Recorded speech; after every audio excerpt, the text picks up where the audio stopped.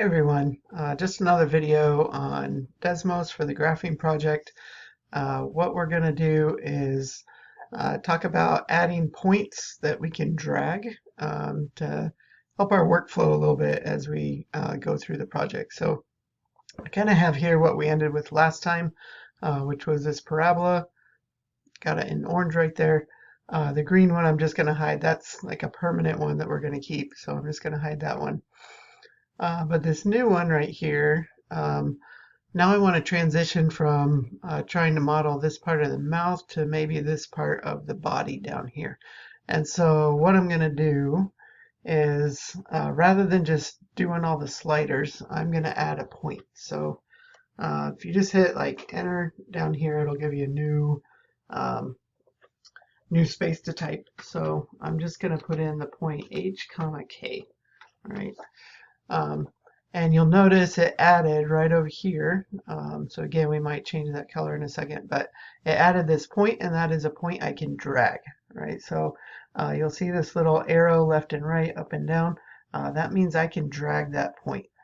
If you want to label it, you can, but it's not really going to be necessary because we're going to, once we find our equation, just retype the numbers again like before, and just go with that. So you don't have to label it, but if you can't really see where it is, you can always change the color again. Might make that maybe purple this time. And you can always change the size, right? So instead of 8, I can make that, like 20, right? Make it a huge point, or, maybe that's overkill, maybe 12, something like that. And what that allows me to do, right, is I can drag this point around. And it is still confined, right, to be within your slider boundaries. So I might just make those back to the -10 to 10 range, right? And this one, same thing, -10 to 10 for the H and the K. And I'm pretty sure, well, we'll see if I need to adjust the A in a minute.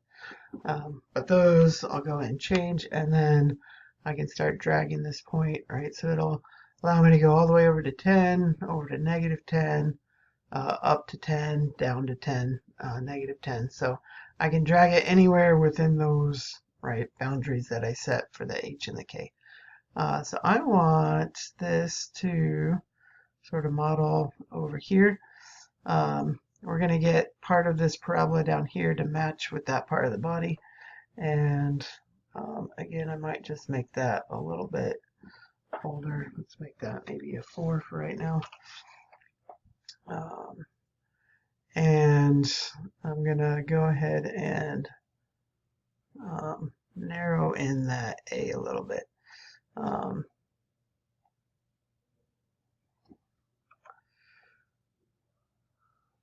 So we're doing maybe something right along these lines.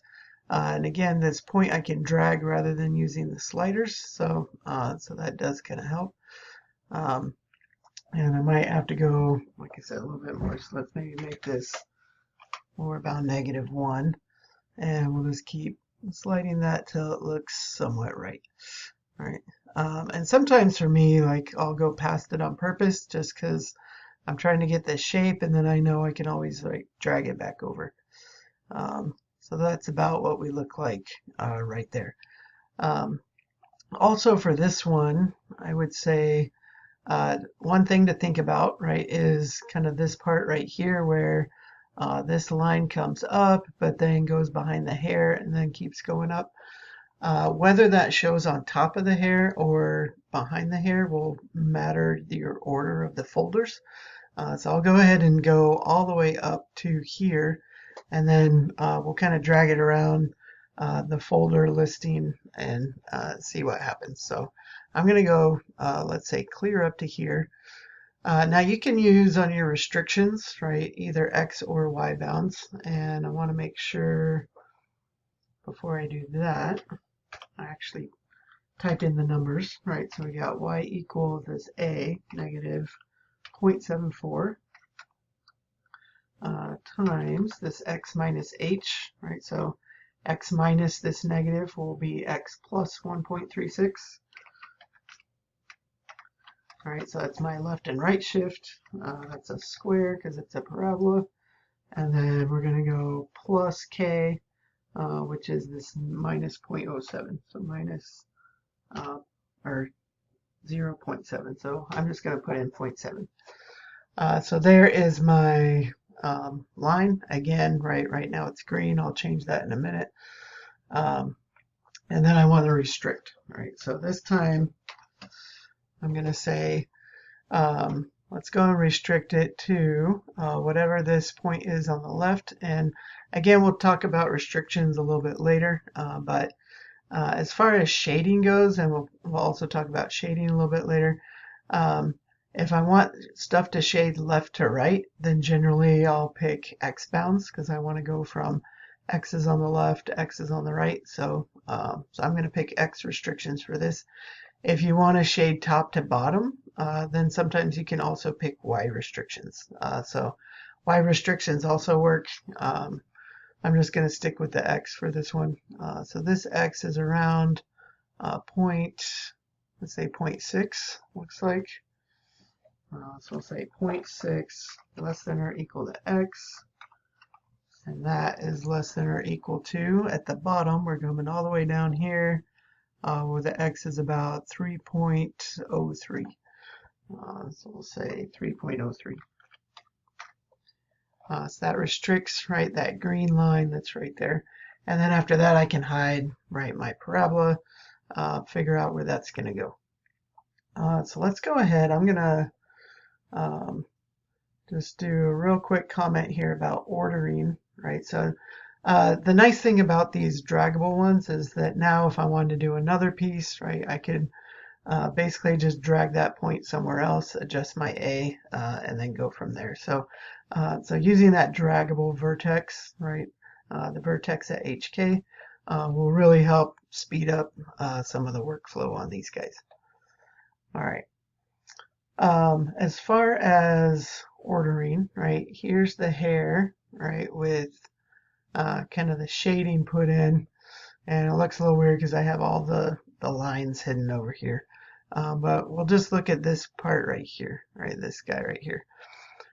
So if that equation is above that line, right, then you're going to see it. If it goes below the hair, right, down here, and then I click off of it, right, so I just click off of it somewhere, usually that will hide it. That's weird. It's not working on that. So maybe it won't. So this would be one. Oh, because it's not above the shading. Haha. Yeah, I want to go above the shading. So anything below, right, is gonna show on top.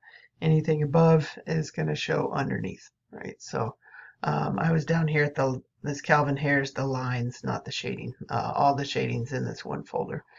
So I want to make sure if I want that hidden, right, that this equation goes above this shading part right here. So so that's kind of the idea, is depending on what you want to do, right, it might be okay to just use that whole line if you're planning to shade, right? If I wasn't planning on using shading around the hair, then that means I would see the line and I might want to break it up into two equations.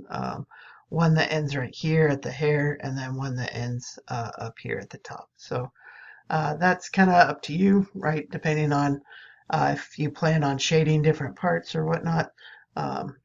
So that's kind of the idea, right, with overlapping pieces, is that things that are shown first, right, will be graphed first, and then things that are shown later in the list are going to be graphed later and go on top of the earlier things. So sometimes you can do that to help blend things together or hide things that you don't want seen, at least with the shading. When it's all lines, right, then nothing really gets hidden with the line unless you have the shading part. So anyway, if you were only doing lines, no shading in this area, you would want to do two separate pieces, two graphs.